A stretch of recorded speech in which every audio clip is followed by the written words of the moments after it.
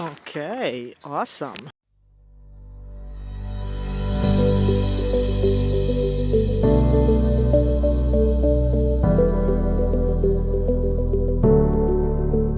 Hello and welcome back to the channel. Today we received two packages, as you saw in the mail. They're both from Slovakia, and I think from here on I will split this video into two parts, just to open each package in a different video. Right, so let's open the first package. I promised both of the owners that I will promote for them a little bit. So this one is from Plantae. The owner is really cool, so I know he has fantastic plants, really knowledgeable. So absolutely, you will see how he packs, how he sends. Also, it's nothing fancy, it's just like what I do, but plants arrive safe, plants arrive great. So let's see what we got from him.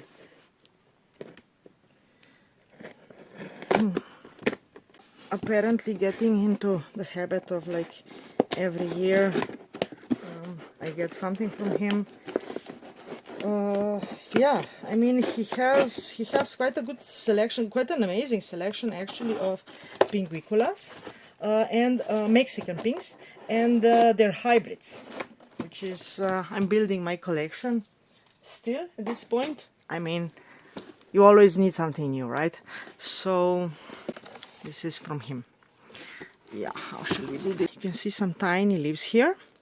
This is how you will receive from anybody, basically, tiny little plants called utricularias or bladderworts.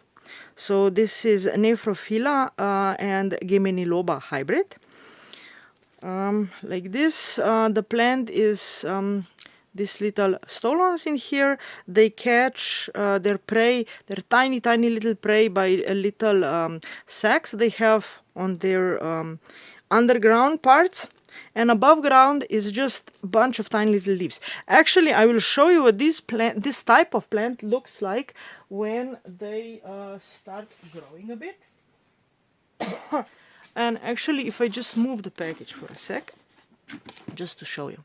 So this is Utricularia blanchetti. You can see the leaves here. This is not blanchetti. This is subulata, which is quite a weedy one. So blanchetti, it looks like this. Utricularias, they are really beautiful. They are tiny, but they are really beautiful. Even if you're not into carnivorous plants, like, I mean, a lot of people probably grow them just despite whatever, just on the count of what kind of really pretty flowers they have. They can come in all sorts of colors, and they don't take up a lot of space. See, I'm also cleaning a little bit. Yeah, so this type of Utricularia, there's a bunch of species, and this type is called just terrestrial one. You can have fully aquatic species, like which you could grow in an aquarium or something. You can have epiphytic species. They are the really difficult ones to grow. But these marsh species, terrestrial utricularias, they are really easy to grow, like just peat or maybe even just pure sand, and you have yourself a really wonderful plant. Okay, let's wipe this up. Let's go back to opening our package. All right, so we have this little utricularia. We have another utricularia, Sandersonii. This one, they like to call it the rabbit ear utricularia. This one is actually kind of common, like in collections. I just happen not to have it. I mean, I used to have it like maybe 15 years ago or something, but when we were moving and everything, it's one of the species that I lost, and I got it back. Hopefully in the future there's a few forms of this thing that I would also like narrow ears or stuff like this. I hope to get those too, but for now just the species type form. So we have Hermanus. This one is also really pretty. And we have Welwitschii. Welwitschii is also, it's South African, and it has kind of reddish purple flowers. This is also one that I had like a zillion years ago and I lost. This one is kind of like special, and I'll just say why. Velvici, those of you who know a bit about plants, you might it might sound familiar. There is a plant also in the Namib Desert called tree tambo or Velvicia mirabilis. And Velvicia is named for a guy who was actually a Slovenian living in Austria, and like just kind of like Slovenian like me, so it's really just interesting, you know. So the guy would be called Velbic, actually, like Slovenian version of the name. Wasn't really like proud of his origins, but doesn't matter. Name says where you're from. Anyways, Utricularia velbici. Then, okay, very good. He just stuck this stuff together, which is very, very ingenious. Very ingenious indeed. So you don't need packaging, and stuff doesn't get where are my scissors? I just had them a second ago. Here. Stuff doesn't get smashed. I like to do this also. If I can, I just tie stuff in the boxes or stick it in or something, so I don't need to put so much packaging material. It makes the package a bit lighter. But also the plants are quite a lot safer, especially if you have something like this. Okay, Pinguiculas, Mexican ones. So Potosinensis calderonia hybrid.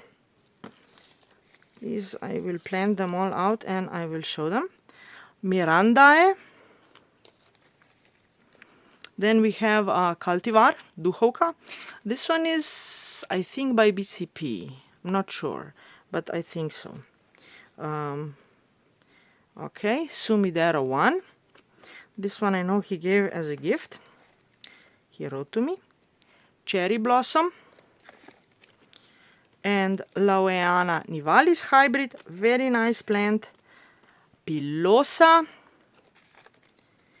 And one gift cyclosecta, so this will be the third cyclosecta I have. The Utricularia look like this. They're actually quite nice plants, quite big ones. I put them in this tray just separately by themselves, and I gave them a lot of water. This was yesterday, so they soaked up quite a bit. I need to tip it up a little bit. With these new ones, I prefer to keep them like really soaking a lot. Once they start growing and everything, then it can be a bit less. And here's the pinks.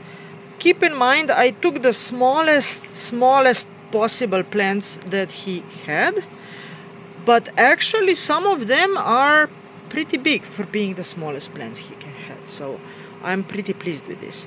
And even with a few species, like here with the cyclosecta and with the Sumidero one, there is more plants. Okay, yeah, so we talked about the substrates elsewhere. Thing is that the Mexican pinks are going into hibernation. They're growing succulent leaves. Here you can see the winter rosette, and here also. So basically they will be dormant. They need a dry substrate now. I talked about this a lot. However, since they just arrived, they've just been planted, what I will do is still have them on this little table that I have for transplanting. I will just put some water in here, like so, as much as it will fit. Yeah, I think this will be just nice. This will be just fine. And I will leave them overnight to soak up as much as the substrate wants. Why? Because simply I won't water them till spring. And since they just arrived, they do need some water to just grow in. I mean, otherwise they will just dry up. But this is like no top watering and no more than this. Just so much, just so the substrate gets some moisture that they can grow in, and then they can dry out. Yeah, okay, I think this will be it for this video. Thank you for watching. Hope you enjoy this sort of content. Please, if you like it, give me a like and subscribe, and see you in the next one. Bye bye.